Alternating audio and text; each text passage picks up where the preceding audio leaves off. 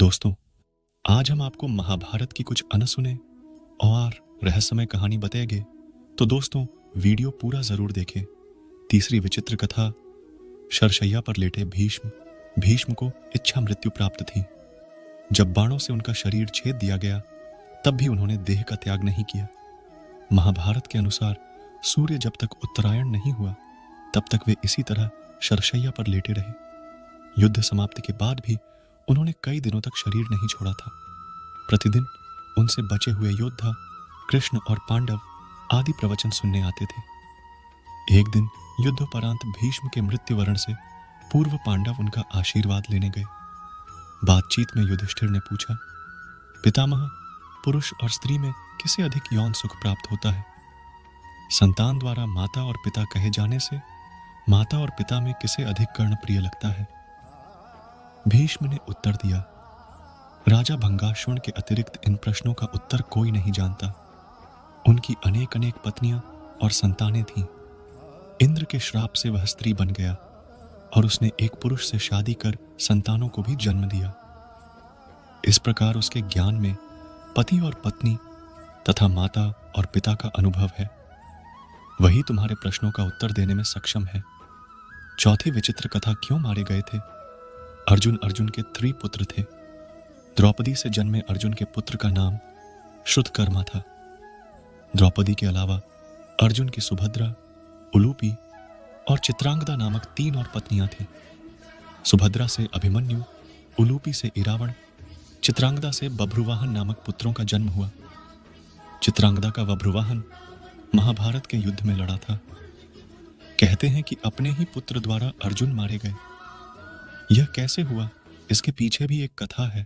महाभारत युद्ध समाप्त होने के बाद एक दिन महर्षि वेदव्यास और श्री कृष्ण के कहने पर पांडवों ने अश्वमेध यज्ञ करने का विचार किया। पांडवों ने शुभ मुहूर्त देखकर यज्ञ का शुभारंभ किया और अर्जुन को रक्षक बनाकर घोड़ा छोड़ दिया।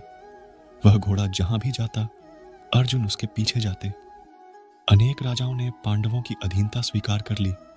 वहीं कुछ ने मैत्रीपूर्ण संबंधों के आधार पर पांडवों को कर देने की बात मान ली। वह घोड़ा घूमते घूमते मणिपुर जा पहुंचा। मणिपुर नरेश बभ्रुवाहन ने जब सुना कि मेरे पिता आए हैं, तब वह गणमान्य नागरिकों के साथ बहुत सा धन साथ में लेकर बड़ी विनय के साथ उनके दर्शन के लिए नगर सीमा पर पहुंचा। मणिपुर नरेश को इस प्रकार आया देख अर्जुन ने धर्म का आश्रय लेकर उसका आदर नहीं किया।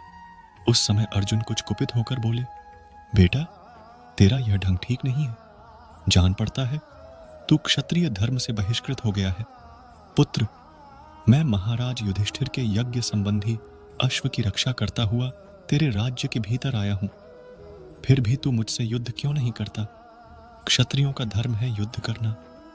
अर्जुन ने क्रोधित होकर कहा, तुझ दुर्बुद्धि को धिक्कार है। तू निश्चय ही क्षत्रिय धर्म से भ्रष्ट हो गया है। तभी तो एक स्त्री की भांति तू यहाँ युद्ध के लिए आए हुए मुझे शांतिपूर्वक साथ लेने के लिए चेष्टा कर रहा है। इस तरह अर्जुन ने अपने पुत्र को बहुत खरी खोटी सुनाई। उस समय अर्जुन की पत्नी नागकन्या उलूपी भी उस वार्तालाप को सुन रही थी। तब मनोहर अंगों वाली नागकन्या उलूपी धर्म निपुण बभ्रुवाहन के पास आकर यह धर्मसम्मत बात बोली, बेटा, तुम्हें विदित होना चाहिए कि मैं तुम्हारी विमाता नागकन्या उलूपी हूं। तुम मेरी आज्ञा का पालन करो, इससे तुम्हें महान धर्म की प्राप्ति होगी। तुम्हारे पिता कुरुकुल के श्रेष्ठ वीर और युद्ध के मद से उन्मत्त रहने वाले हैं। अतः इनके साथ अवश्य युद्ध करो। ऐसा करने से ये तुम पर प्रसन्न होंगे, इसमें संशय नहीं है। यह सुनकर बभ्रुवाहन ने अपने पिता अर्जुन से युद्ध करने का निश्चय की। तब अर्जुन और बभ्रुवाहन के बीच घोर युद्ध हुआ। कहते हैं कि इस युद्ध में बभ्रुवाहन मूर्छित हो गए थे और अर्जुन मारे गए थे। अर्जुन के मारे जाने का समाचार सुनकर युद्ध भूमि में अर्जुन की पत्नी चित्रांगदा पहुंचकर विलाप करने लगी। वह उलूपी से कहने लगी, तुम्हारी ही आज्ञा से मेरे पुत्र बभ्रुवाहन ने अपने पिता से युद्ध किया। चित्रांगदा ने रोते हुए उलूपी से कहा कि तुम धर्म की जानकार हो, बहिन मैं तुमसे अर्जुन के प्राणों की भीख मांगती हूं। चित्रांगदा ने उलूपी को कठोर और विनम्र दोनों ही तरह के वचन कहे। अंत में उसने कहा, तुम्ही ने बेड़े बेटों को लड़कार उनकी जान ली है। मेरा बेटा भले ही मारा जाए, लेकिन तुम अर्जुन को जीवित करो, अन्यथा मैं भी अपने प्राण त्याग दूंगी। तभी मूर्छित बभ्रुवाहन को होश आ गया और उसने देखा कि उसकी मां अर्जुन के पास बैठकर विलाप कर रही है और विमाता उलूपी भी पास ही खड़ी है। बभ्रुवाहन अपने पिता अर्जुन के समक्ष बैठकर विलाप करने लगा और प्राण लिया कि अब मैं भी इस रणभूमि पर आमरण अनशन कर अपनी देह त्याग दूंगा।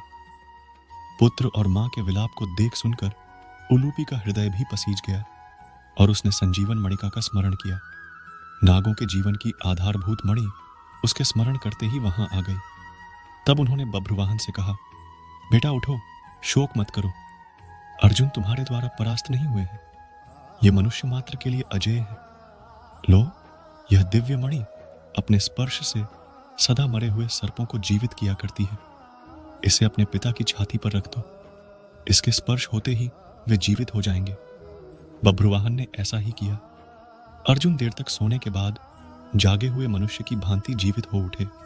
फिर उन्होंने अश्वमेघ का घोड़ा अर्जुन को लौटा दिया और अपनी माताओं चित्रांगदा और उलूपी के साथ युधिष्ठिर के अश्वमेघ यज्ञ में शामिल हुए। कैसे मिली अर्जुन को उलूपी? अर्जुन की चौथी पत्नी का नाम जलपरी नागकन्या उलूपी था। उन्हीं ने अर्जुन को जल में हानि रहित रहने का वरदान दिया था। महाभारत युद्ध में अपने गुरु भीष्म पितामह को मारने के बाद, ब्रह्मापुत्र से शापित होने के बाद उलूपी ने ही अर्जुन को शाप मुक्त भी किया था और अपने सौतेले पुत्र बभ्रुवाहन के हाथों मारे जाने पर उलूपी ने ही अर्जुन को पुनर्जीवित भी कर दिया था। विष्णु पुराण के अनुसार अर्जुन से उलूपी ने इरावण नामक पुत्र को जन्म दिया। इसी इरावण को भारत के सभी हिजड़े अपना देवता मानते हैं। उलूपी अर्जुन के सदेह स्वगारोहण के समय तक उनके साथ थी। माना जाता है कि द्रौपदी, जो 5 पांडवों की पत्नी थी, 1 साल के समय अंतराल के लिए हर पांडव के साथ रहती थी। उस समय किसी दूसरे पांडव को द्रौपदी के आवास में घुसने की अनुमति नहीं थी। इस नियम को तोड़ने वाले को 1 साल तक देश से बाहर रहने का दंड था। अर्जुन और द्रौपदी की 1 वर्ष की अवधि अभी अभी समाप्त हुई थी और द्रौपदी युधिष्ठिर के साथ का 1 वर्ष का समय शुरू हुआ था। अर्जुन भूलवश द्रौपदी के आवास पर ही अपना तीर धनुष भूल आए, पर किसी दुष्ट से ब्राह्मण के पशुओं की रक्षा के लिए उन्हें उसी समय इसकी जरूरत पड़ी। क्षत्रिय धर्म का पालन करने के लिए तीर धनुष लेने के लिए नियम तोड़ते हुए वह द्रौपदी के निवास में घुस गए। बाद में इसके दंड स्वरूप वे 1 साल के लिए राज्य से बाहर चले गए। इसी दौरान अर्जुन की मुलाकात उलूपी से हुई और वह अर्जुन पर मोहित हो गई। दोनों ने विवाह किया और 1 वर्ष तक साथ रहने के बाद अर्जुन पुण्य अपने राज्य लौट आए। तो दोस्तों, आपको हमारा यह वीडियो कैसा लगा? अच्छा लगा है तो अपने दोस्तों के साथ शेयर ज़रूर करें और कमेंट करके बताएं, और आगे भी ऐसे ही वीडियो देखने के लिए यहाँ विजिट करते रहें। आज बस इतना ही, मिलते हैं फिर से एक नए वीडियो के साथ। तब तक के लिए अपना ध्यान रखें। धन्यवाद। जय श्री कृष्णा।